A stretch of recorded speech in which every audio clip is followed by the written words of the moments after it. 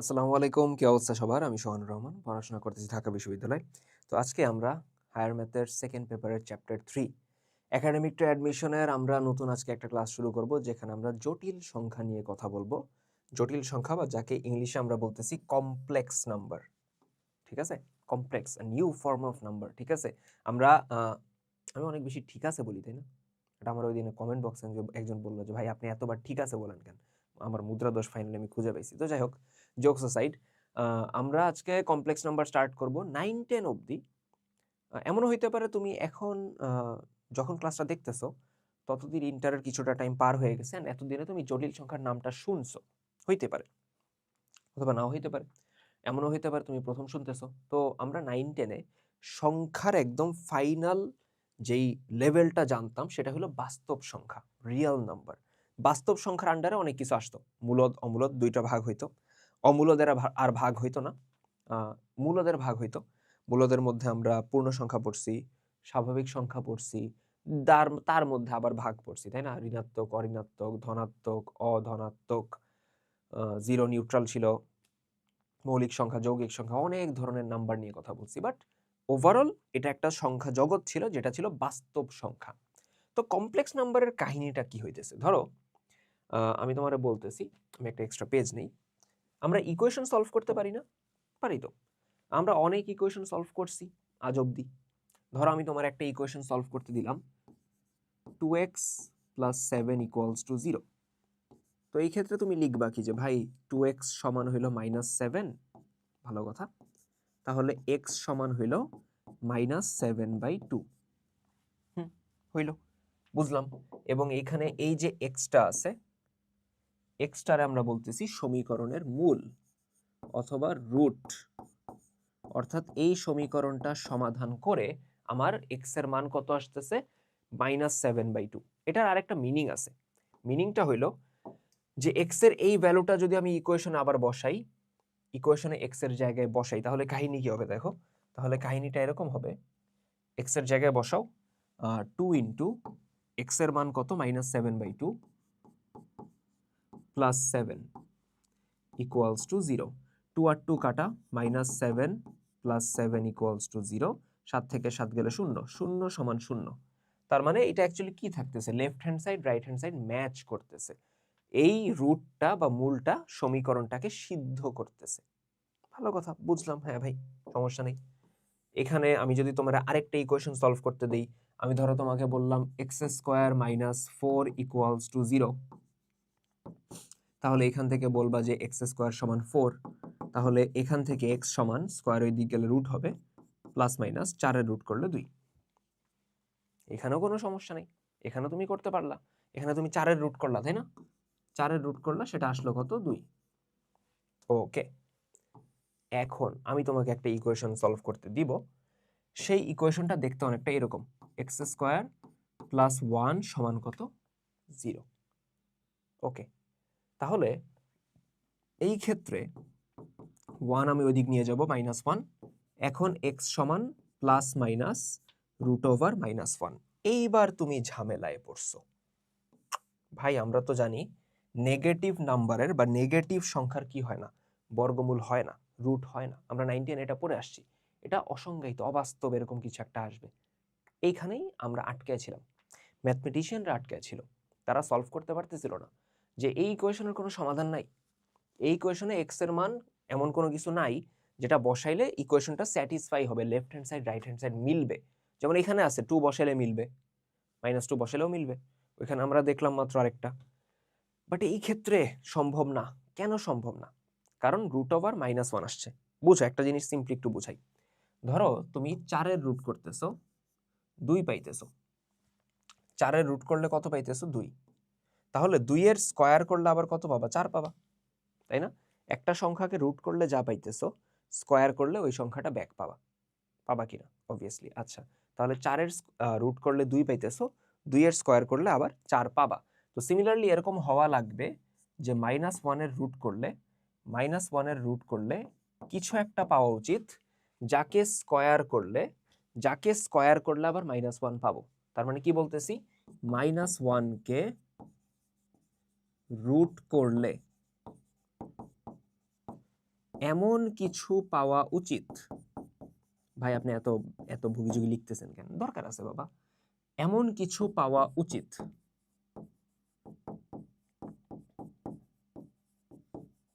যার স্কয়ার অথবা বর্গ করলে আবার -1 পাবো। কিন্তু কিন্তু এখানে মেজর ঝামেলা যেটা, কোনো বাস্তব সংখ্যার স্কয়ার করলে তো আর নেগেটিভ হয় না, নেগেটিভ আসে না।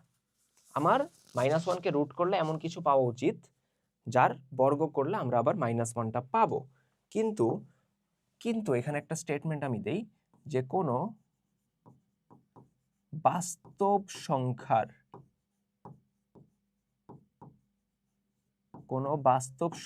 স্কয়ার কি হয় না, কোনো বাস্তব সংখ্যার স্কয়ার নেগেটিভ হয় না।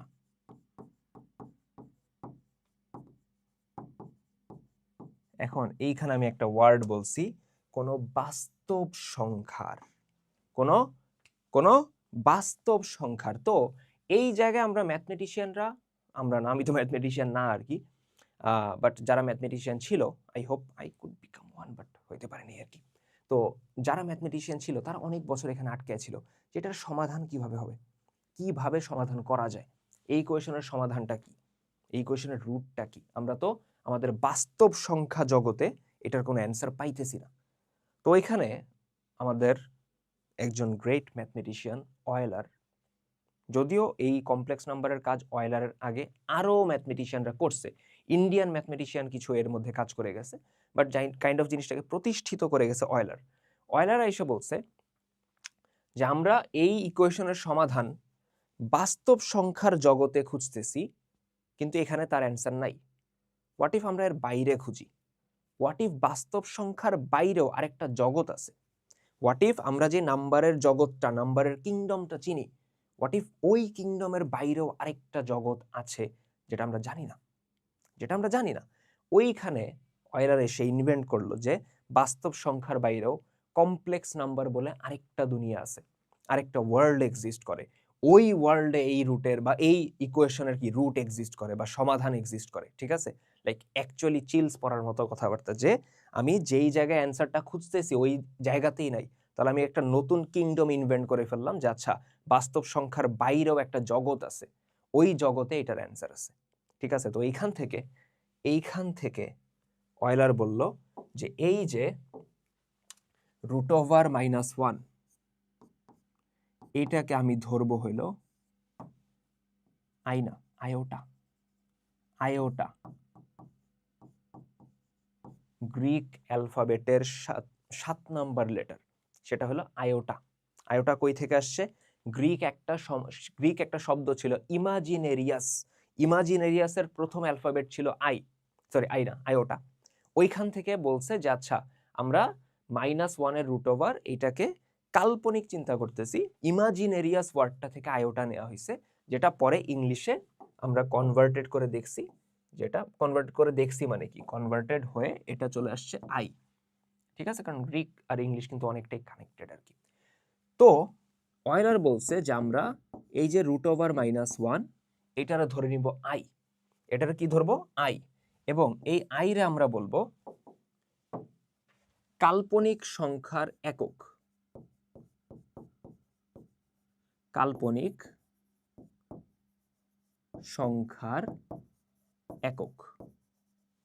ঠিক আছে? কাল্পনিক সংখ্যার একক, ঠিক আছে?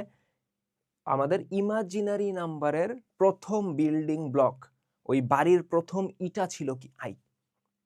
বাড়ির প্রথম ব্রিক যেটা, সেটা ছিল আই।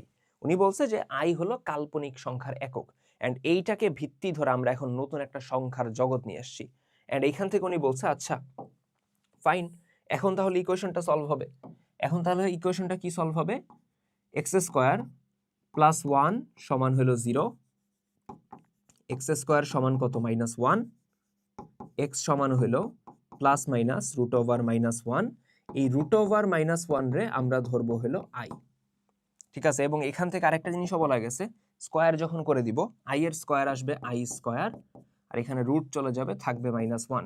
তার মানে দেখলাম হ্যাঁ এমন সংখ্যা পসিবল যার স্কয়ার করলে নেগেটিভ আসতেছে, যেটা বাস্তব সংখ্যায় পসিবল ছিল না।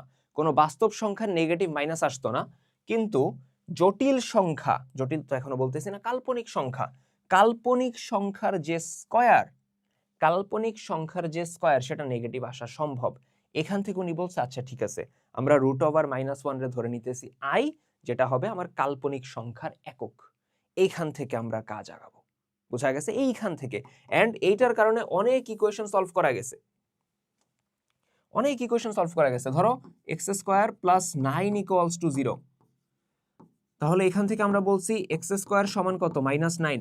x² সমান কত? -9।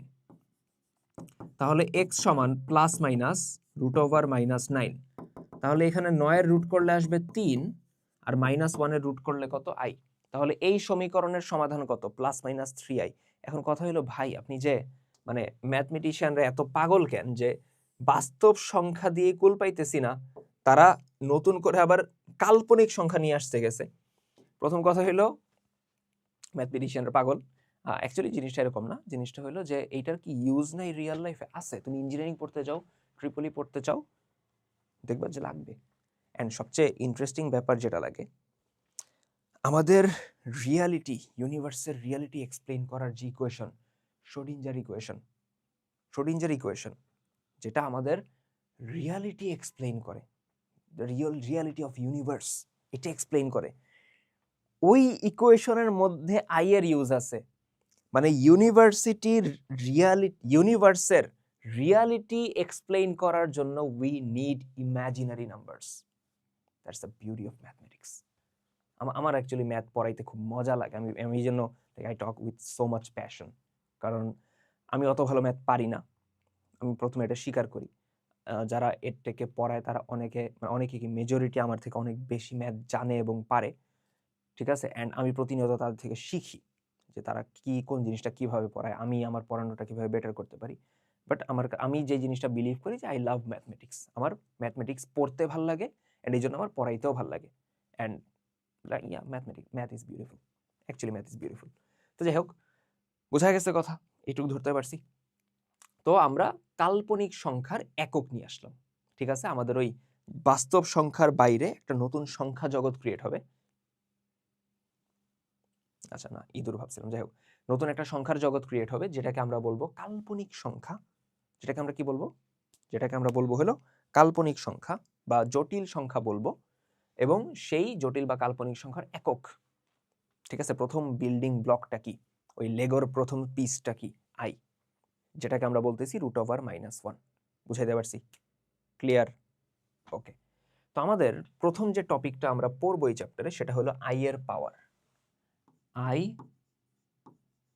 এর পাওয়ার, ঠিক আছে? আই এর পাওয়ার। প্রথমত আই এর পাওয়ার 1 মানে আই বোঝাবে। আই এর মাথায় বিভিন্ন পাওয়ার দিয়ে দেখবো যে কি হয়। আই এর পাওয়ার যদি 1 দেই, সেটা আই বোঝাবে, মানে √1 ওটা আর লিখি না, আমরা আই লিখি।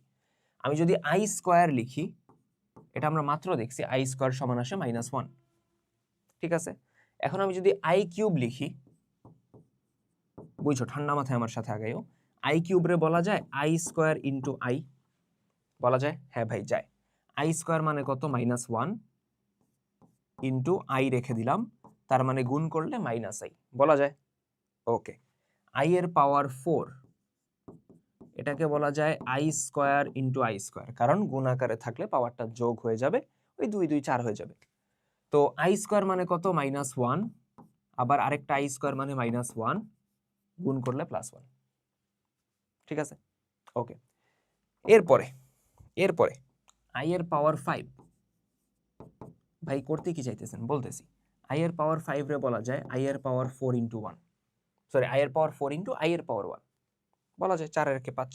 আই এর পাওয়ার 4 তো 1 হয়ে যাবে, আই এর পাওয়ার 1 আই থাকবে, তাহলে গুণ করলে আই, গুণ করলে কত? আই। ক্লিয়ার? আই এর পাওয়ার 6, এটাকে বলা যাবে আই এর পাওয়ার 4 ইন্টু আই স্কয়ার। ভাই এটারে কি আমি I cube into I cube লিখতে পারবো? পারবা, সমস্যা নেই। আই এর পাওয়ার 4 ইন্টু আই স্কয়ার, আই এর পাওয়ার 4 হলো 1, আই স্কয়ার হলো -1, তার মানে -i। কোথাও ভুল করছি, হ্যাঁ -1, sorry -1, clear? Step by step. i এর পাওয়ার 7, i এর পাওয়ার 7 রে বলা যায় i কিউব ইন্টু i এর পাওয়ার 4, 4 আর 3 7, i কিউব মানে হলো -i, i এর পাওয়ার 4 হলো 1, তার মানে -i, ঠিক আছে? i এর পাওয়ার 8, এটা হলো i এর পাওয়ার 4 ইন্টু i এর পাওয়ার 4, 1 ইন্টু 1, তার মানে কত? 1। ওকে, এই দিকে দেখো, আমরা একটা প্যাটার্ন খোঁজার ট্রাই করতেছি, দেখি পাই কিনা। আরেকটু আগাই, হ্যাঁ, আরেকটু, বেশি না। i এর পাওয়ার 8 গেছে, i এর পাওয়ার 9, i এর পাওয়ার 9 রে বলা যায় i এর পাওয়ার 4, i এর পাওয়ার 4, i এর পাওয়ার 1, বলা যায় 4 4 8 আর 1 9, i এর পাওয়ার 4, i এর পাওয়ার 4, এগুলো 1 হয়ে যাবে, i এর পাওয়ার 1 i থাকবে, তার মানে গুণফল i, ঠিক আছে? ওকে, i এর পাওয়ার 10, বলা যায় i এর পাওয়ার 4, i এর পাওয়ার 4, i এর পাওয়ার 2, i এর পাওয়ার 4, i এর পাওয়ার 4, 1 হয়ে যাবে, i স্কয়ার হয়ে যাবে -1, তার মানে গুণ করলে -1, ক্লিয়ার? ওকে, i এর পাওয়ার 11, ভাই চাইতেছেনটা কি, করতেছেনটা কি, বলতেছি রে বাবা। i এর পাওয়ার 4, i এর পাওয়ার 4, i এর পাওয়ার 3, 4 4 8 আর 3 11, i এর পাওয়ার 4, এগুলো 1 হয়ে যাবে, i এর পাওয়ার 3 -1, তার মানে মাইনাস i এর পাওয়ার 3 -i, সরি, i এর পাওয়ার 3, হ্যাঁ -i, ঠিক আছে? লাস্ট আরেকটা, i এর পাওয়ার 12, i এর পাওয়ার 4 4 4, 3 4 12, তো তিনটাই 1, অ্যান্সার হলো 1। এইবার নোটিস করো, একটা প্যাটার্ন পাইতেছো? পাইতেছো? দেখো তো, i, দেখো তো, i -1 -i 1, i -1 -i 1, i -1 -i 1, পাইতেছি প্যাটার্ন চারটা, তাই না? চারটা প্যাটার্ন পাইতেছি। পরে আরো চারটা বের করো, সেম আসবে, প্রতি চারটার একটা প্যাটার্ন আসবে, প্রতিবার চারটা রিপিট হইতে থাকবে অনন্তকাল পর্যন্ত, যদি না তুমি পাওয়ারে ভগ্নাংশ দাও, ওটার হিসাব আলাদা।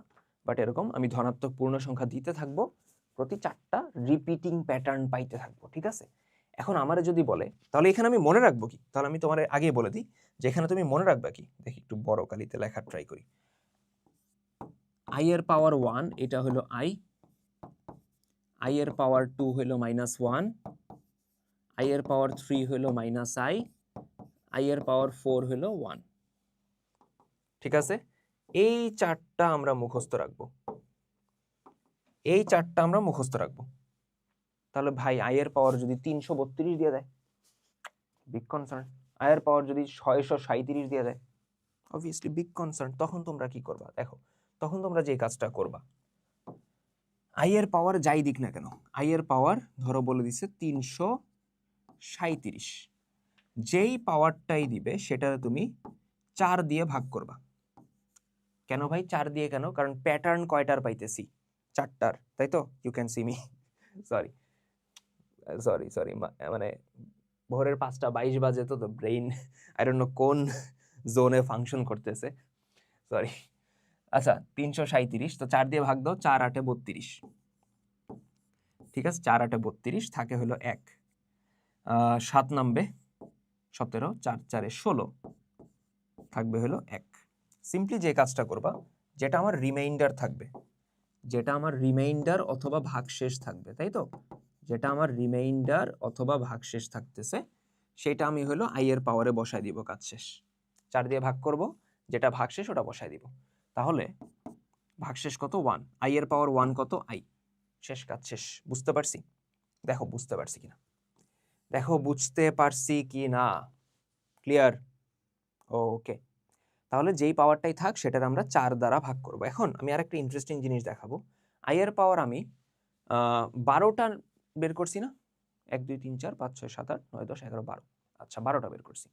তো এর মধ্যে আমি যদি তোমারে বলি র্যান্ডম যে কোনো 4টা চুজ করো পরপর, নট লাইক র্যান্ডম মানে 5 9 13 এরকম না, পরপর 4টা চুজ করো, যে কোনো, মানে যেখান থেকে স্টার্ট করো তোমার ইচ্ছা। ধরো কি আমরা বললা ভাই 7 8 9 10, i এর পাওয়ার 7 8 9 10, ওকে, ভালো কথা। i এর পাওয়ার কত? 7 8 9 10, দেখো i এর পাওয়ার 7, 8, 9, 10। ওকে, চারটা যোগ করতেছি। চারটা যোগ কেন করব ভাই? কারণ আছে। i এর পাওয়ার 7 কত আসছে? Minus i। 8 কত আসছে? 1। মাইনাস i, 8 কত আসছে? 1। 9 আসছে i, 10 আসছে মাইনাস 1। 9 আসছে i, 10 আসছে মাইনাস 1। দেখো তো, মাইনাস i প্লাস i 1, আরে 1 মাইনাস 1 কাটা, তার মানে কত আসতেছে?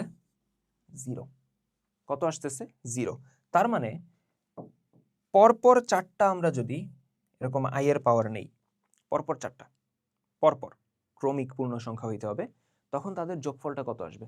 0। ঠিক আছে, তার মানে পরপর চারটার সাম মানে যোগফল কত আসতেছে? 0। এটা লিখবো কিভাবে?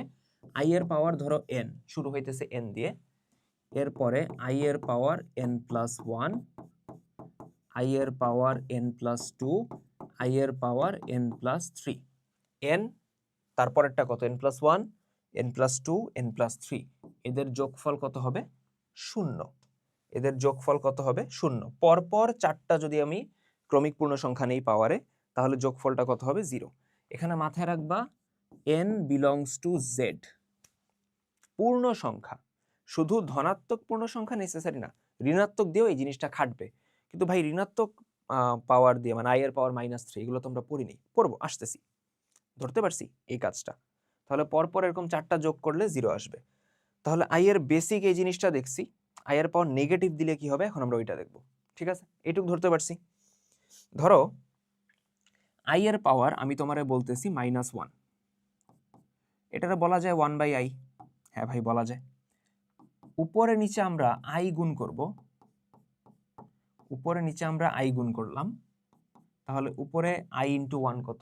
i, নিচে i স্কয়ার, i স্কয়ার মানে -1।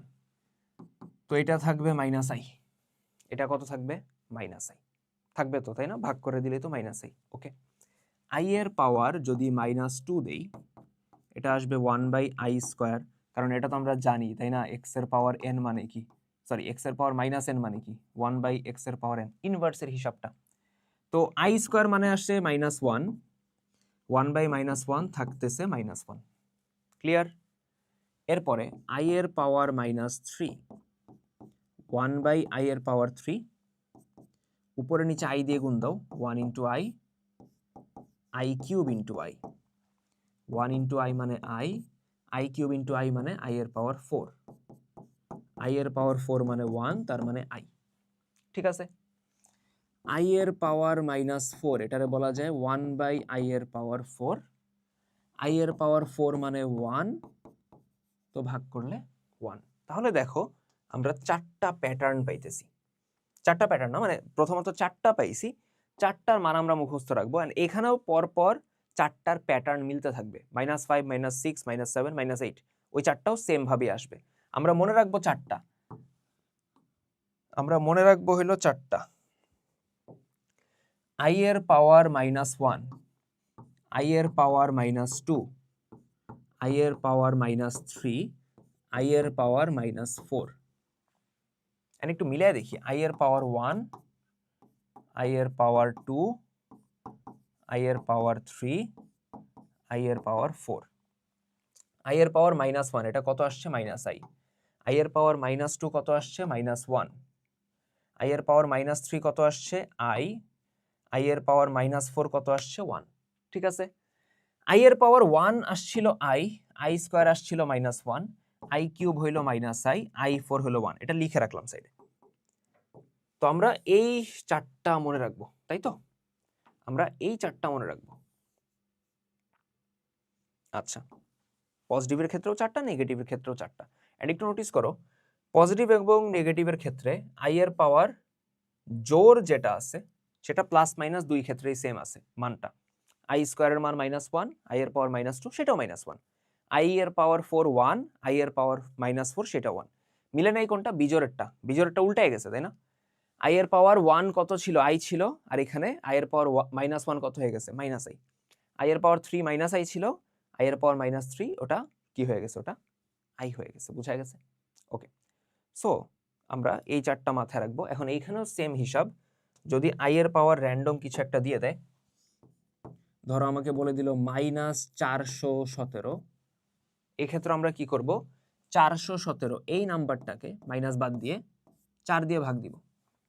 তাহলে 4 1 কে 4, 1 নামতেছে, ভাগ যায় না, 0 দিব, 17 মানে 7 নেমে যাবে, 17 হয়ে যাবে। 4 4 এ 16, ভাগশেষ কত, 1। তার মানে i এর পাওয়ার -1, যেটাকে বলা যায় কত, -i। কাজ শেষ, বুঝতে পারছি? তাহলে এইটুক কি ধরতে পারছো তোমরা সবাই? একদম বেসিক থেকে আমরা স্টার্ট করলাম, ফার্স্ট পেজ গেল, সেকেন্ড পেজে আমরা একদম বেসিক জিনিসপত্র নিয়ে আলোচনা করলাম, i এর পাওয়ার দেখাইলাম, পরপর 4টা যোগ করলে 0 হয় সেটাও বলছি, এন্ড লাস্টে আমরা মাইনাসের পাওয়ারটা দেখছি। দেখো এই পর্যন্ত বুঝতে পারছি কি না? সো এইটুক পর্যন্ত আমাদের গেল। এখন তোমাদের এক্সট্রা একটা জিনিস শিখাই দিই।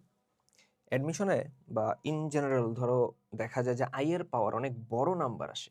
ধরো একটা বড় সংখ্যা i এর মাথায় দিয়ে দিছে, বলছে ওটার মান বের করো, হইতে পারে, ঠিক আছে? ধরো এরকম দিছে ম্যাথটা, i এর পাওয়ার 1 3 4 2 7 1 3 2 1 এরকম কিছু একটা দিয়ে দিছে, অর্থাৎ যেই নাম্বারটা দিছে সেটা অনেক বড়। এখন তুমি 4 দ্বারা যদি ভাগ করতে যাও একটা বড় হয়ে যাবে। তো এই ক্ষেত্রে যে কাজটা করবা, যখনই দেখবা i এর পাওয়ার 2 ডিজিটের বেশি, 3 ডিজিট বা তার বেশি, এক্ষেত্রে তুমি যেই পাওয়ারটাই থাকুক না কেন সব বাদ দিয়ে লাস্টের 2 ডিজিট নিবা, সব বাদ দিয়ে দিবা, সব যত বড় পাওয়ার থাকুক না কেন সব বাদ দিয়ে লাস্টের 2 ডিজিট, অর্থাৎ লাস্টে কত আছে 21, এটার এখন 4 দিয়ে ভাগ করো, কারণ প্যাটার্ন তো 4 এর। তো 4 দিয়ে ভাগ করলে 4 5 এ 20, ভাগশেষ কত 1, i এর মাথায় 1 বসায় দাও, তার মানে অ্যান্সার কত, i। শেষ, ডান, বুঝাইতে পারছি? তাহলে i এর পাওয়ার আমাদের মাথায় থাকবে, i এর পাওয়ার রিলেটেড কথাবার্তাগুলা। তাহলে আমরা আগাইতে পারি। আমরা এখন অবধি যা যা পড়ছি এখান থেকে এমসিকিউ আসে, এখান থেকে কোনো কোশ্চেন কি আছে? থাকলে আমি আগে করায় দিই। সরল করো, মডুলাস আর্গুমেন্ট বের করো, না না না নাই। আচ্ছা, যাই হোক, আমরা এখন নেক্সট টপিকে চলে আসি। জটিল সংখ্যা কাকে বলে? দেখো একদম উপরে সংখ্যা দেয়া আছে, z is equals two x plus iy আকারের যে কোনো সংখ্যাকে আমরা জটিল সংখ্যা বলি।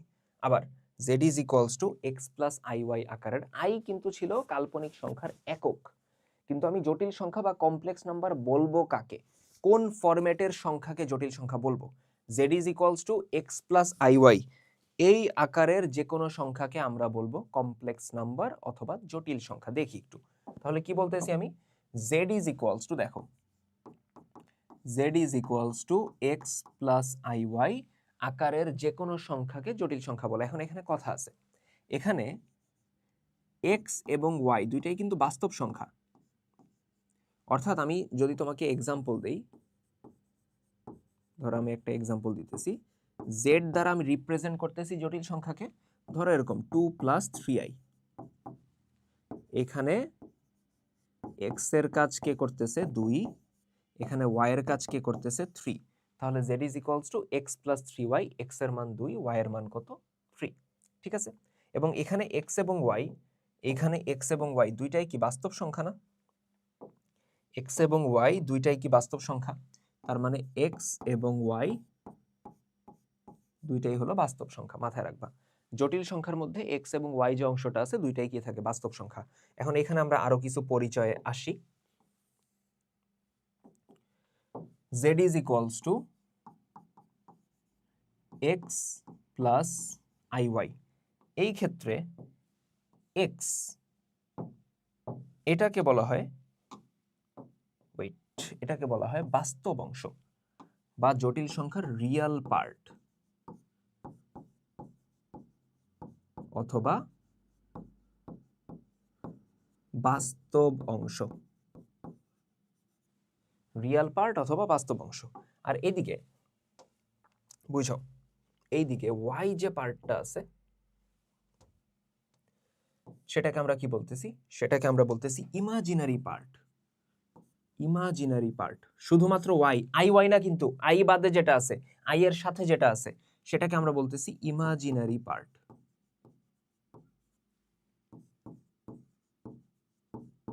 অথবা কাল্পনিক অংশ। মাথায় রাখবা কাল্পনিক অংশ ঠিক আছে, কিন্তু সে কিন্তু একটা বাস্তব সংখ্যা, তাই না? সে কিন্তু রিয়েল নাম্বারের মধ্যে পড়তেছে। তার মানে জটিল সংখ্যার এই যে আই বাদে যেটা আছে সেটা হলো বাস্তব অংশ, এবং ওই আই এর সাথে যেটা আছে সেটা হলো কাল্পনিক অংশ। ঠিক আছে, সেটা হলো কাল্পনিক অংশ। আমরা এভাবে লিখি যে রিয়েল পার্ট অফ জেড, এটা হলো আর ই অফ জেড, এভাবে লিখি, এটা হলো এক্স। এবং ইমাজিনারি পার্ট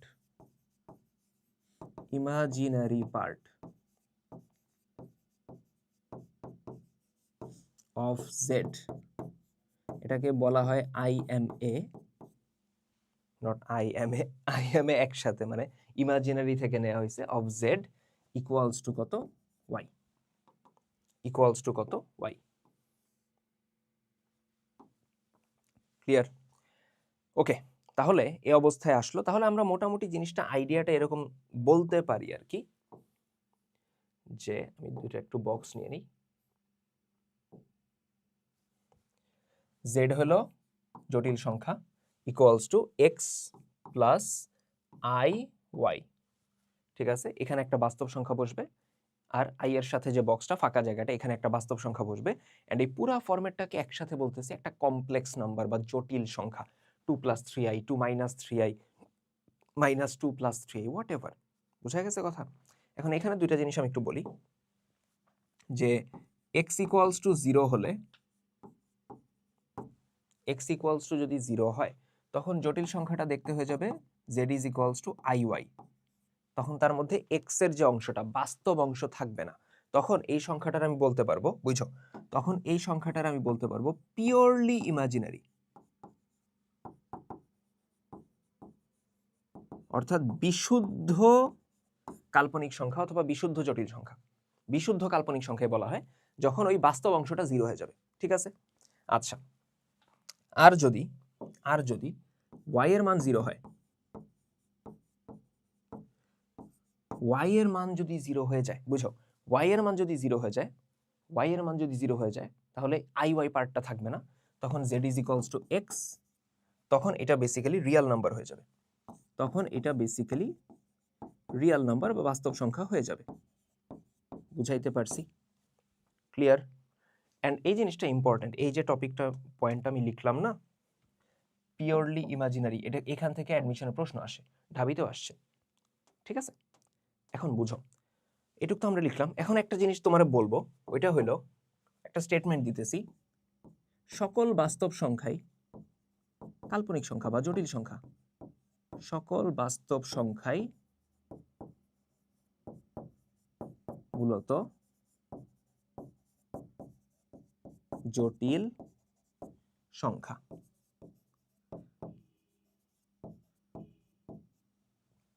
সকল বাস্তব সংখ্যাই মূলত কি, জটিল সংখ্যা। ধরো একটা বাস্তব সংখ্যা চিন্তা করো, 7। আমি বলতেছি এটা একটা জটিল সংখ্যা। কিভাবে? আমার শর্ত কি, যেই সংখ্যাকে, বুঝো, যেই সংখ্যাকেই x প্লাস iy আকারে প্রকাশ করা যায়, x প্লাস iy অর্থাৎ বাস্তব সংখ্যা প্লাস i ইন্টু বাস্তব সংখ্যা, এই আকারে লেখা যাবে, সেটাই জটিল সংখ্যা। তাহলে দেখো 7 রে আমরা লিখতে পারি না, 7 রে আমরা লিখতে পারি 7 প্লাস 0 ইন্টু i। তার মানে বাস্তব অংশ কত? 7, কাল্পনিক অংশ 0। তার মানে কি, সকল বাস্তব সংখ্যাই কি জটিল সংখ্যা। কিন্তু সকল জটিল সংখ্যা কি বাস্তব হবে? না। 2 + 3i, এটা কি বাস্তব? না তো। যদি 3i না থাকতো তখন সেটা বাস্তব হইতো। বুঝা গেছে কথা? সকল বাস্তব সংখ্যাই মূলত জটিল সংখ্যা, সকল জটিল সংখ্যা কিন্তু বাস্তব সংখ্যা না। তাহলে এখান থেকে আমি একটা জিনিস বলতে পারি, আরেকটা পেজ নিয়ে নিই।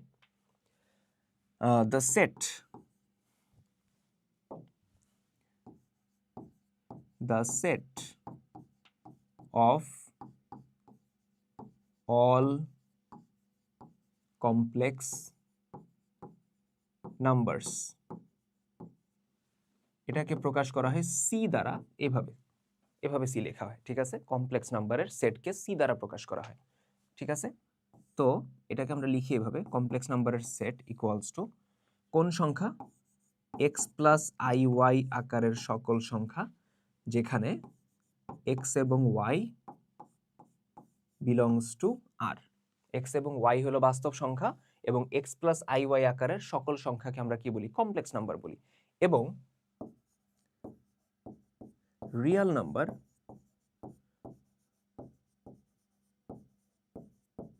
ইজ আ সাবসেট, সাবসেট মানে উপসেট, subset of complex number. Subset মানে কি বা উপসেট মানে কি?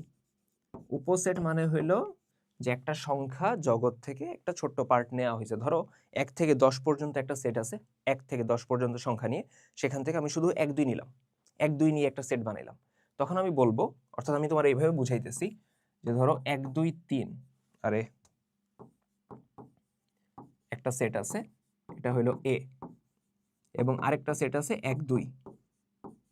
তখন আমি কি বলি? তখন আমি বলি হলো যে বি হলো এ এর উপসেট অথবা সাবসেট। এভাবে তো লিখি, তাই না? এটাই তো বলি। হ্যাঁ ভাই, এটাই বলি। আচ্ছা, তো সেম কাজ হলো আমরা এখানে বলতেছি real number is a subset of complex number. Subset মানে উপসেট, তার মানে রিয়েল নাম্বার বা বাস্তব সংখ্যা অ্যাকচুয়ালি নেওয়া হয়েছে কার থেকে? কমপ্লেক্স নাম্বার থেকেই নেওয়া হয়েছে। এন্ড এই উপসেট আমরা এভাবে লিখি, B is a subset of A. কোথাও একটা ঝামেলা করছি, এ তো এরকম, B is a subset of A. বুঝা গেছে? B is a subset of A. বুঝাতে পারছি? আচ্ছা, তাহলে এইভাবে লিখবো যে real number is a subset of complex number. মানে জিনিসটা এরকম যে এই ধরো, আচ্ছা সার্কেল দিয়ে বুঝাই,